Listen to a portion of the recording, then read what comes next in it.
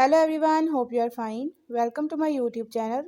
In my today's video, I'll be telling you how you can enable Easy Touch or Assistive Ball in IQOO 11 or 11 Pro. But before that, hit the red subscribe button and the bell icon to stay updated.